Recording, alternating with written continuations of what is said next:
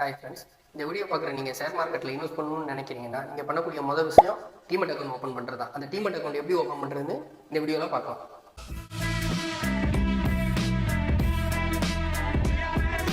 Demat account அப்படின்னா என்னென்னா, நம்ம ஒரு கம்பெனியில் வாங்குகிற ஷேர்ஸை நம்ம சேஃபாக வச்சுக்கிற இடம் தான் டீமெட் அக்கௌண்ட்டு. இப்போ எக்ஸாம்பிளாக சொல்லணுன்னா, நம்ம ஒரு பேங்கில் நம்ம அமௌண்ட்டை வச்சுக்கிறதுக்கு எப்படி பேங்க் அக்கௌண்ட் யூஸ் ஆகுதோ அது மாதிரி தான் ஷேர் மார்க்கெட்டில் டீமெட் அக்கௌண்ட்டு யூஸ் ஆகுது. இப்போ இது உங்களுக்கு புரிஞ்சிருக்கும்னு நினைக்கிறேன்.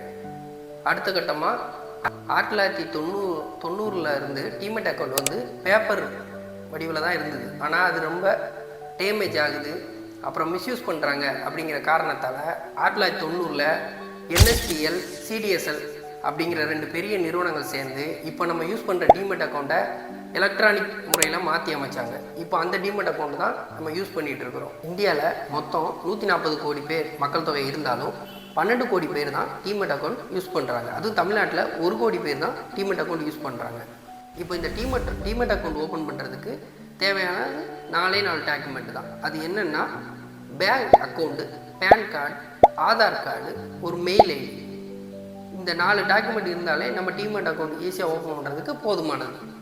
இப்போது லைவாக உங்ககிட்ட ஸ்க்ரீனை ஷேர் பண்ணுறேன் எப்படி டீமெட் அக்கௌண்ட் ஓப்பன் பண்ணுறது அப்படின்னு. முதல்ல ப்ளே ஸ்டோருக்குள்ளே போய்க்கோங்க. ப்ளே ஸ்டோரில் போயிட்டு ஜெரோதா கைட் அப்படிங்கிற ஆப் டவுன்லோட் பண்ணி வச்சுக்கோங்க. இப்போது அந்த ஆப்புக்குள்ளே உள்ளே போயிட்டு ஓப்பன் ஏ ஃப்ரீ அக்கௌண்ட்டுன்னு இருக்கும், அதை கிளிக் பண்ணுங்கள். அடுத்து உங்கள் ஃபோன் நம்பரை டைப் பண்ணிவிட்டு சப்மிட் பண்ணுங்கள். அடுத்து ஒரு OTP வரும், அதை கிளிக் பண்ணுங்கள். Step 1 PAN verification. இப்போ இதில் உங்கள் பேன் கார்டை என்ட்ரு பண்ணி உங்கள் டேட் ஆஃப் பர்த்தை, உங்கள் பேன் கார்டில் என்ன டேட் ஆஃப் பர்த் இருக்கோ அந்த டேட் ஆஃப் பர்த்தை என்ட்ரி பண்ணி இப்போ கண்டினியூ கொடுங்க. அடுத்ததான் ஸ்டெப் 2, அதாவது நீங்கள் ஈக்விட்டி, மியூச்சுவல் ஃபண்ட்ஸ் எதை சூஸ் பண்ணுறீங்க அப்படின்னு. இப்போ ஃபியூச்சர் ஆப்ஷன்ஸ் அப்படின்னா ட்ரேடிங் அதெல்லாம் பண்ணுற மாதிரி இருந்தால் அதெல்லாம் கிளிக் பண்ணுங்கள். இல்லை நான் பண்ண மாட்டேன் அப்படின்னா ஈக்விட்டி, மியூச்சுவல் ஃபண்ட்ஸ்ன்னு இருக்கிறத மட்டும் கிளிக் பண்ணிவிட்டு கண்டினியூ கொடுத்துருங்க.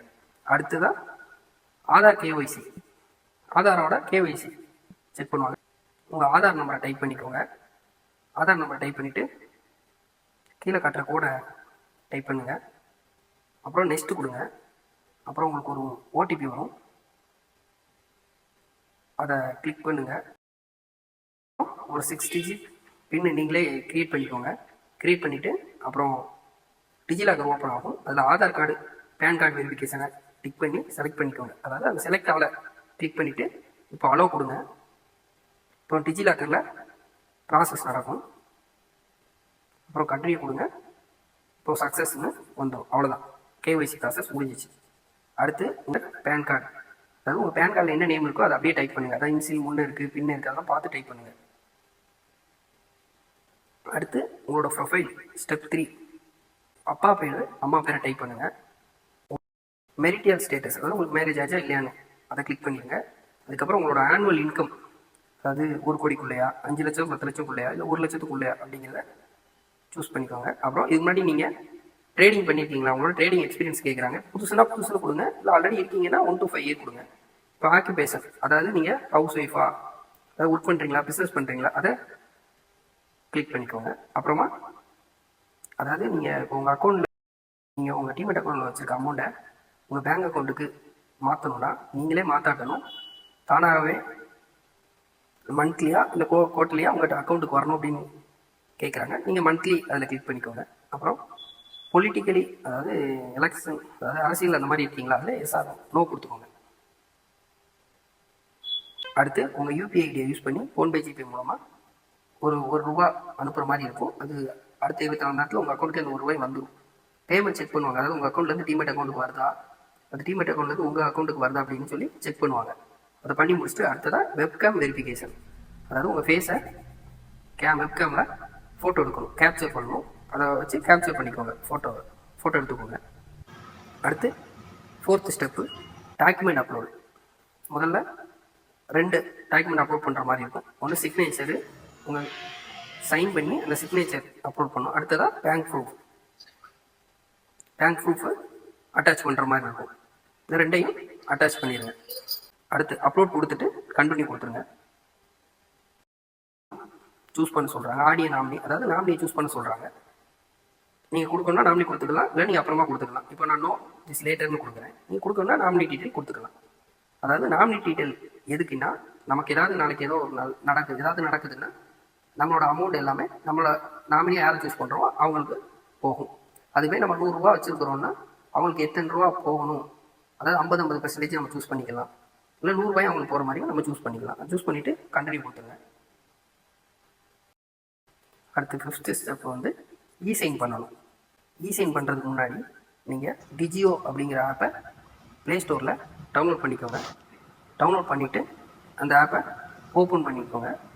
ஓப்பன் பண்ணிவிட்டு அடுத்தது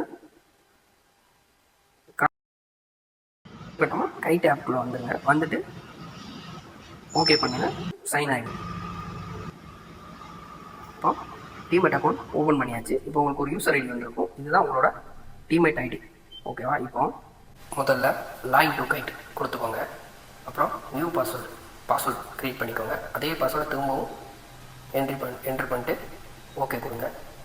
அடுத்ததாக இப்போ 2 ஃபேக்டர் செக்யூரிட்டி க்ரியேட் பண்ண சொன்னோம். அதுக்கு நம்ம முதல்ல ஜனதா கைட் ஆப்புக்கு போயிட்டு நீங்கள் க்ரியேட் பண்ண லாகின் ஐடியை போட்டுட்டு நீங்கள் க்ரியேட் பண்ண பாஸ்வேர்டை போட்டுட்டு ஓகே கொடுத்தா நம்ம ஃபோனுக்கு ஒரு எஸ்எம்எஸ் வரும்.